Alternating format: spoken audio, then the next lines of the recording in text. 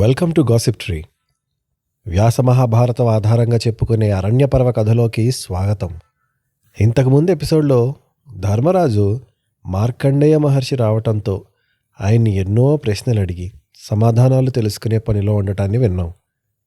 మత్స్యావతార కథని, మహాప్రళయం నుండి వైవస్వత మను ఎలా కాపాడబడ్డాడో కూడా విన్నాం. ఇవాళ చాలా ఆసక్తికరమైన విషయాలు మరికొన్ని తెలుసుకుందాం. ఈ ఇంటర్స్టెల్లర్ సినిమాల్లో, ఇంగ్లీష్ సినిమాల్లో చూపించే కాలం గురించి, ప్రపంచం అంతమైనప్పుడు ఏం జరుగుతుంది, ఎలా జరుగుతుంది అని మన పురాణాలు ఏం చెప్తున్నాయో విందాం. ధర్మరాజు అడుగుతున్నాడు, మహానుభావ మార్కండేయ, బ్రహ్మ మాత్రమే అనేక ప్రళయాలు, దానివల్ల నాశనమయ్యే సృష్టి, మళ్ళీ పునఃసృష్టి, కాలచక్రం వీటన్నిటినీ చూడగలడు. ఆయన తర్వాత అంతటి వాడవి నీవే కదా. ఎన్నో యుగాలను చూశావు, కల్పాలను చూశావు. నీవు మాత్రమే దీనికి అందమైన రీతిలో సమాధానం ఇయ్యగలవని, అసలు కాలస్వరూపం ఏమిటి పూర్తిగా చెప్పమని అడిగాడు. మార్కండేయ మహర్షికి తెలియంది లేదు. అది ఆయన ఎక్కడో చదివొచ్చింది కాదు, చూసింది, అనుభవించింది. కొద్దిపాటి జ్ఞానం ఉన్నవాడు నాకు అది తెలుసు ఇది తెలుసు అంటాడు. కానీ అంతటి జ్ఞాని కనుక ఆయన మొదట్లోనే మహానుభావుడు, అవ్యక్తుడు, పురాణ పురుషుడు, పరమాత్మ గురించి ఆయన అనుమతించిన మేరకు చెప్తాను వినమన్నాడు. ఇదంతా నాదేం కాదు, ఆ ఉన్న ఒక్కడి గురించి చెప్తాను వినమన్నాడు. అంత వినయంగా. నువ్వు అడిగేది కాలం గురించి, కాలస్వరూపం గురించి. దాని గురించి చెప్పాలంటే దాని వెనక ఉన్న ఒకే ఒక్క నిజం, ఆ పురాణ పురుషుడి గురించి చెప్పాలి. నేను ఎన్నో కాలాలని చూశాను, కానీ ఆయన ఎలా వచ్చాడో, ఎలా పుట్టాడో, ఎక్కడ పుట్టాడో, ఎప్పుడు పుట్టాడో, మొదలు తుది లేనివాడి గురించి నాకు తెలీదు. విశ్వమంతా ఉన్నవాడు, అన్నిటికీ కర్తగా ఉన్నవాడు. ఆయన గురించి చెప్పటం ఎవ్వరికీ నిజానికి చేత కాదు. జరుగుతున్న పని చెప్పగలం, చేసేవాడిని చూపలేము. వేదములు కూడా ఆయన గురించి కొంతవరకే చెప్పి ఆగిపోతాయి. మొత్తం విశ్వం ఆయన నుండే వస్తుంది, మళ్ళీ ఆయనలోకే వెళ్ళిపోతుంది, తిరిగి ఆయన నుండే పుడుతుంది. మార్కండేయ మహర్షి చెప్పే లెక్కలు నిజానికి చాలా ఇంట్రెస్టింగ్గా ఉంటాయి. అవి ఎలా చెప్పాడంటే, 4000 సంవత్సరాలు కృతయుగం, ఆ యుగానికి 400 సంవత్సరాలు సంధికాలం, అంటే నెక్స్ట్ యుగానికి మధ్యలో ఉన్న గ్యాప్. అలాగే మరొక 400 సంవత్సరాలు తర్వాత యుగానికి సంధ్యా సమయం, అంటే రెండిటి కింద సంధ్యలు, 2 సంధ్యలు. ఈ యుగానికి తర్వాత సంధ్య, తర్వాత యుగానికి ముందు సంధ్య. అలా మొత్తం కృతయుగం 4000 + 400 + 400 4800 సంవత్సరాలు. త్రేతాయుగం 3000 సంవత్సరాలు, దాని సంధ్య 300 సంవత్సరాలు. కనుక త్రేతాయుగం ఎలా? 3000 + 300 + 300 3600 సంవత్సరాలు. ద్వాపరం 2000 సంవత్సరాలు, దానికి అలాగే మొత్తం 200 + 200 సంధ్యాకాలం, కనుక 2400 సంవత్సరాలు. కలియుగం 1000 సంవత్సరాలు, దానికి సంధ్య 100 + 100 మొత్తం 1200 సంవత్సరాలు. కలియుగం చివరిలో మళ్ళీ కృతయుగం మొదలవుతుంది. ఇలా మొత్తం 4 యుగాలు 12,000 సంవత్సరాలు. దీని శాస్త్రీయత నిజానికి నాకు కూడా తెలీదు. ఎవరైనా ఎక్స్పర్ట్ ఉండి తెలిస్తే కామెంట్స్లో తప్పక చెప్పండి. ఇది వ్యాస మహాభారతం అరణ్య పర్వంలో 188వ అధ్యాయంలో ఉంది. దాన్ని బట్టి కథగా చెప్తున్నాను. ఇలాంటి 4 యుగాలు 1000 పూర్తయితే బ్రహ్మకి ఒక్కరోజు. అంటే 4 యుగాలంటే 12,000 సంవత్సరాలు ఇంటూ 1000 అంటే 1,20,00,000 ఏళ్ళు బ్రహ్మకు ఒక రోజు. బ్రహ్మ ప్రతిరోజు సృష్టిలో ఉంటాడు. అంటే రోజు పూర్తవగానే, బ్రహ్మకి రోజు పూర్తవగానే విశ్వం అంతా నశిస్తుంది. దీన్నే మహాప్రళయం అంటారు. అంటే ఏంటి? బ్రహ్మదేవుడు ఒకసారి సృష్టించి కూర్చోడు. ఆయన టర్మ్స్లో రోజుకోసారి సృష్టి చేస్తాడు. పొద్దున మొదలెట్టి సృష్టి చేసి రిలాక్స్ అయ్యి మళ్ళీ నెక్స్ట్ డే మార్నింగ్ సృష్టి చేయాలి ఆయన. సరే, ఇక యుగాంతంలో ఏమేమి ఉంటుందో తెలుసా? ప్రజలందరూ నీచులై అబద్ధాలు, మోసాలు చేసేవాళ్లే ఉంటారు. యజ్ఞం, దానం ఇవేమీ ఉండవు. చదువుకున్న వాళ్ళు మంచి కోసం కాకుండా కేవలం సొంత కోరికల కోసం, స్వార్థం కోసం బ్రతుకుతారు. ఎలాంటి విద్యా సంస్కారం లేనివారు బలంతో క్షాత్రాన్ని చూపి సమాజాన్ని కాపాడుతున్నామని చెప్పి దోచుకుంటారు. విద్యావంతులు, పండితులు శాస్త్రాన్ని వదిలేసి మాంసం, మద్యం, డబ్బు మత్తులో ఉంటే ఎలాంటి ప్రతిభా విలువ లేనివారు సమాన హక్కులని చెప్పి అధికారాన్ని హోదాలని పొంది సమాజాన్ని నాశనం చేస్తారు. జాగ్రత్తగా వినండి. అర్థం కాకపోతే కొంచెం 10 సెకండ్స్ వెనక్కి వెళ్ళి మళ్ళీ వినండి. విద్య వల్ల కాకుండా హక్కుగా అన్నీ అడుగుతారు. ఇలాంటి సమాజం నాశనానికి సిద్ధంగా ఉన్నట్లు లెక్క ధర్మరాజా. ఇంకా అన్నాడు, వంచకులు పాపులు అయిన పాలకులు ఆంధ్ర, శాఖ, పులింద, యవన, కాంబోజ, బాహ్లిక, సూర, అభీర దేశాలని పాలిస్తారు. మంచివాడు అల్పాయుష్కుడు, అల్పబలం కలవాడు అవుతాడు. సొంత ధర్మాన్ని వదలటం వల్ల ఎవ్వరూ దేనికి కాకుండా పోతారు. మనసుకి బలం ఉండదు, శరీరానికి సరే సరి. ఎవ్వరు ఎవరికి విలువనివ్వరు. గురువుని పెద్దలని ఒరే అరే అని పిలుస్తుంటారు. ఇవన్నీ నేను రాసే స్క్రిప్ట్ కాదు సుమి, ఉన్నది కథలో. చదవండి. యుగాంత వేళలో వాసనాశక్తి పోతుంది. పరిమళం కూడా పరిమళం లేని పరిస్థితి ఏర్పడుతుంది. రుచికరమైనవి కూడా రుచి లేకుండా అనిపిస్తాయి నాలిక్కి. స్త్రీలు సంతానాన్ని వద్దంటారు. నోటి నుండి బూతులు తప్ప మంచి మాటలు రావు. వ్యాపారులు అన్నాన్ని కల్తీ చేసి వ్యాపారం చేస్తారు. విద్యావంతులు విద్యని అమ్మి వ్యాపారం చేస్తారు. స్త్రీలు శీలాన్ని శరీరాన్ని అమ్మి వ్యాపారం చేస్తారు. ప్రతి ఒక్కడూ ఏదో రకంగా వ్యాపారం చేయడమే తెలివిగా బ్రతుకుతాడు. గోవులు పాలు తక్కువ అవుతాయి, కల్తీ పాలని పంచుతారు. చెట్లకి పూలు పండ్లు తగ్గిపోయి సారం లేని ఆహారాన్ని పంచుతారు. పండితులు సమాజం కోసం కాకుండా డబ్బు కోసం కాకుల్లా అన్ని దేశాలు తిరుగుతారు. పన్ను భారానికి భయపడి గృహస్థుడు అంటే సగటు మనిషి తప్పించుకుని తిరుగుతాడు. ప్రభువుని ప్రజలు, ప్రజల్ని ప్రభువు, అందరూ అందరినీ మోసమే చేస్తారు. మళ్ళీ చెప్తున్నా, ఇది నేను కిటికీ ఓపెన్ చేసి బయట కనిపించే ప్రపంచాన్ని చూసి చెప్పట్లేదు. పుస్తకం ఓపెన్ చేసి మార్కండేయ మహర్షి చెప్పినవి మాత్రమే చెప్తున్నా. ముని వేషాలు, సన్యాసి వేషాలు కట్టి వ్యాపారం చేస్తారు. నమ్మకం కలిగించటానికి గోళ్ళు గెడ్డాలు పెంచుకుంటారు. బ్రహ్మచారులు కూడా విద్యార్జన మానేసి మద్యము, స్త్రీలోలత్వాన్ని పొందుతారు. గురుపత్నుల పట్ల కూడా కామంతోనే చూస్తారు. ఆశ్రమాలన్నీ నీచులతో నిండిపోతాయి. ఇతరులిచ్చే భోజనాన్ని, ధనాన్ని తీసుకుని తనది కాని దానిని అడిగి తీసుకోవడమే తెలివిగా చెప్పుకుంటారు. బహుశా లంచం గురించి చెప్తున్నారేమో. హింస అంటే చాలా ఇష్టపడతారు. అదే బలం అంటారు.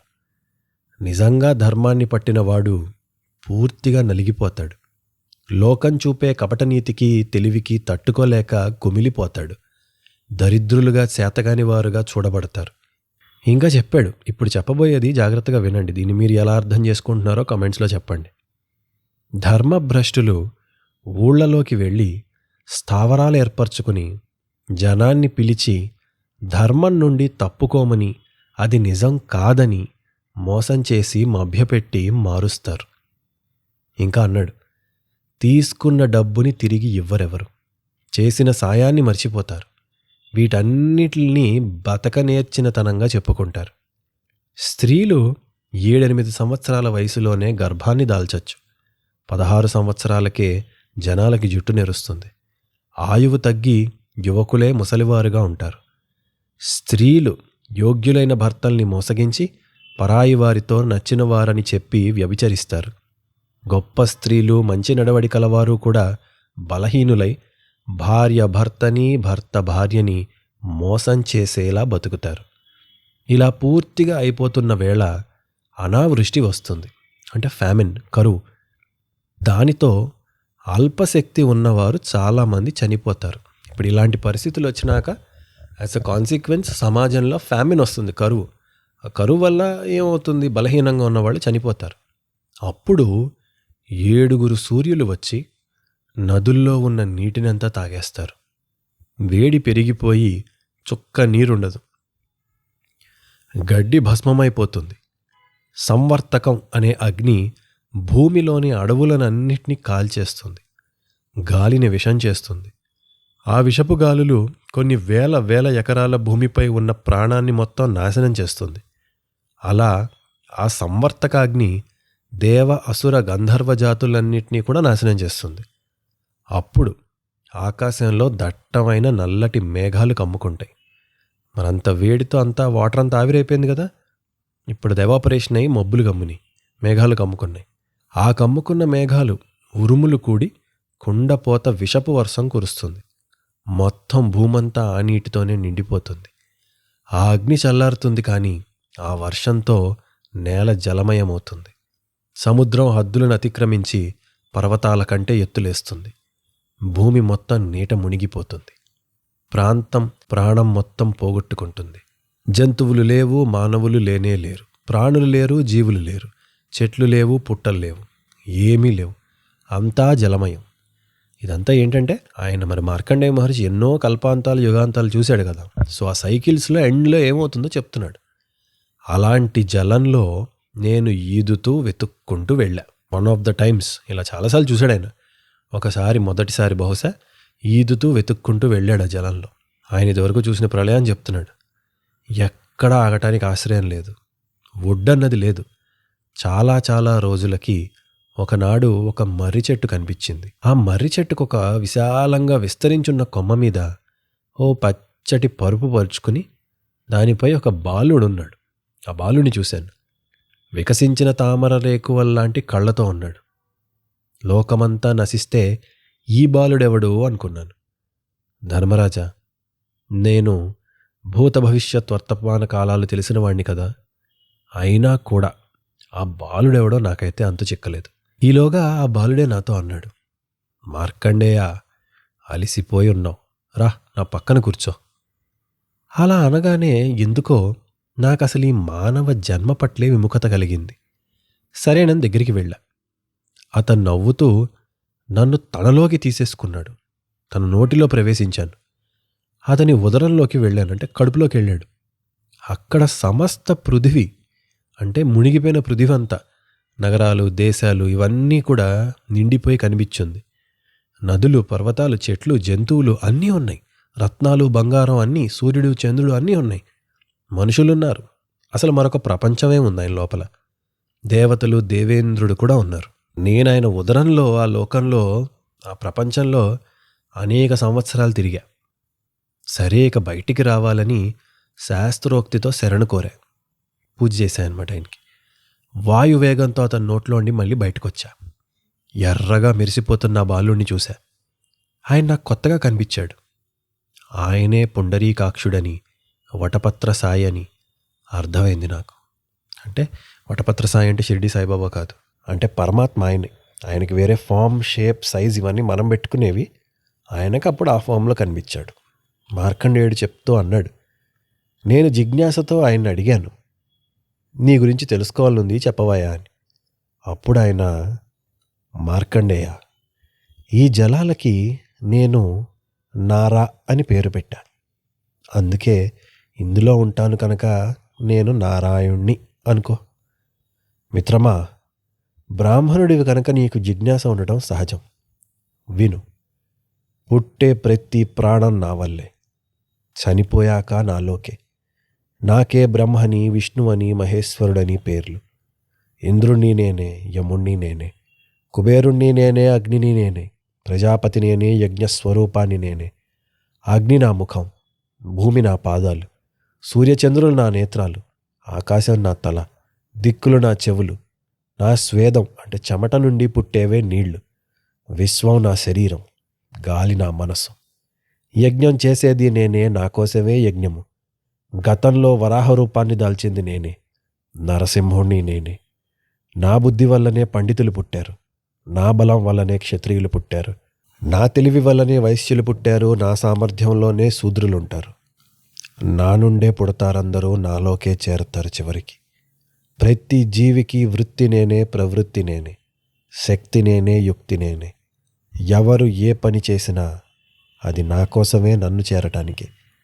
ఇంతకుముందు ప్రళయమై వచ్చిన సంవర్తకాగ్ని ఉందే, అది నేనే. నక్షత్రాలు నా రోమకూపాలు, 3 లోకాలలో వ్యాపించింది నేనే, విశ్వరూపుణ్ణి.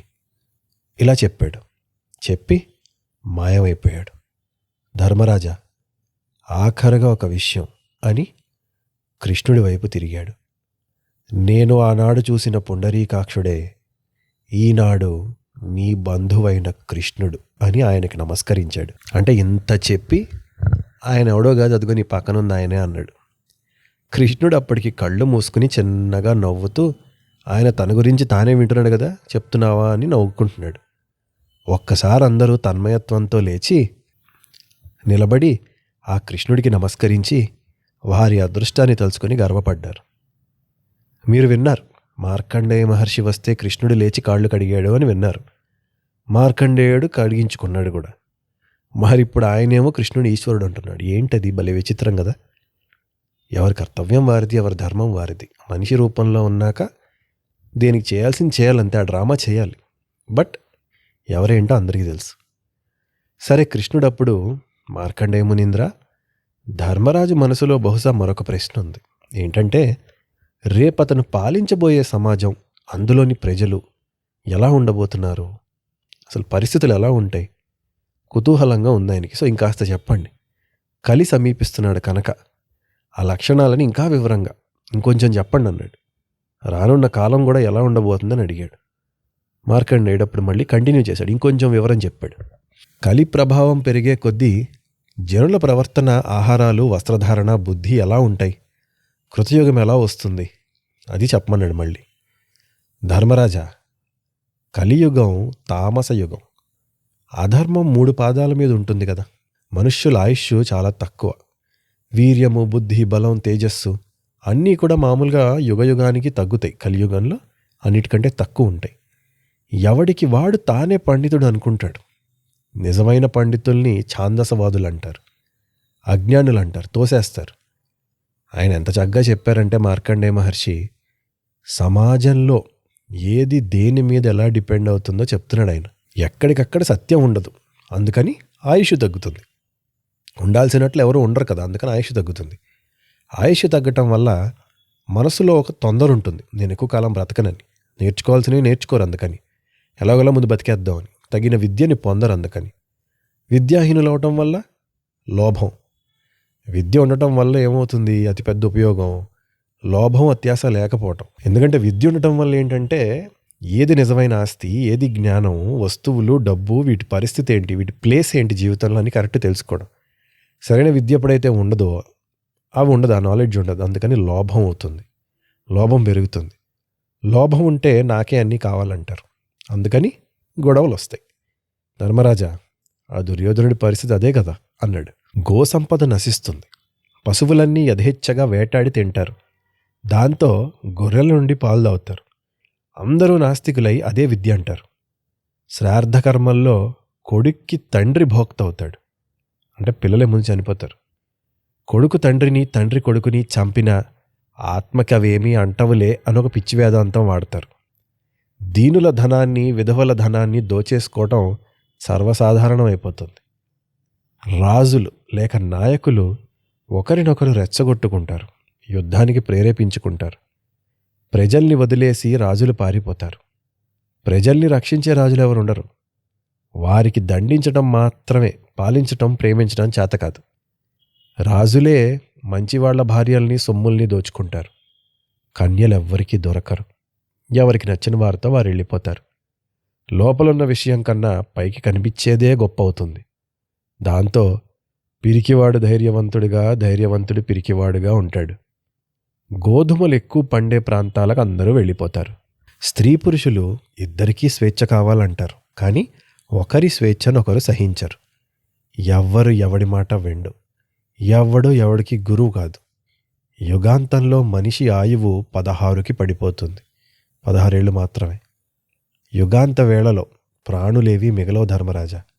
దిక్కులు మండిపోతాయి, నక్షత్రాల కాంతి తగ్గిపోతుంది, గింజలేవి మొలకెత్తవు. అలాంటి సమయంలో, అలాంటి కష్టాలు పడుతుండగా మళ్ళీ అప్రయత్నంగా ఆ సమాజంలోనే దైవం పుడుతుంది. సూర్యుడు, చంద్రుడు, గురువు పుష్య నక్షత్రంలో అడుగు పెడతాయి. సకాలంలో వానలు మొదలవుతాయి. గ్రహాలు అనుకూలంగా ప్రదక్షిణ చేస్తుంటాయి. కాలప్రేరణ చేత సంబల గ్రామంలో, మంగళకరమైన బ్రాహ్మణ గృహంలో, విష్ణువంశలో కల్కి పేరుతో మహాత్ముడు జన్మిస్తాడు. మహాపరాక్రమవంతుడు, బుద్ధిమంతుడు. సంకల్పమాత్రం చేత ఆయుధాలు, వాహనాలు, యోధులు, శస్త్రాలు, కవచాలు అతన్ని చేరతాయి. అతను ధర్మ విజేత, చక్రవర్తి అవుతాడు. అతడే కలియుగాన్ని అంతం చేసే కల్కి అవతారం. ఆయన ఆధ్వర్యంలో మళ్ళీ సత్యయుగం వస్తుందన్నాడు. చోరులందరినీ నశింపచేసి అశ్వమేధ మహాయాగం చేసి భూమి యథావిధిగా బ్రాహ్మణులకు దానం ఇచ్చేస్తాడు. మనుషులందరూ అతని వెనక నడుస్తారు. దీనులందరినీ కాపాడతాడు. మళ్ళీ సమాజాన్ని లోకాన్ని వృద్ధి చేస్తాడు అని చెప్పాడు. విని అందరూ సంతోషించారు. ఆయన లేచి ధర్మరాజుకి తన భవిష్యత్తు చెప్పాడు. యుధిష్ఠిరా, నీవు మరల రాజ్యం చేస్తావు. దుర్మార్గులని శిక్షించటంలో తమ్ముళ్ల తోడుతో నీవు గెలుస్తావు. గెలిచి మళ్ళీ మంచి పాలన చేసి నీ వంశానికి లోకానికి మేలు చేస్తావు అన్నాడు. నా మాటని నమ్ము, ధైర్యంగా ఉండమని చెప్పి దీవించి మార్కండేయ మహర్షి వెళ్ళిపోయాడు. ఇది ఈ వారం కథ. ఇక నెక్స్ట్ ఏం జరిగిందో నెక్స్ట్ ఎపిసోడ్లో విందురుగాని. సెలవు.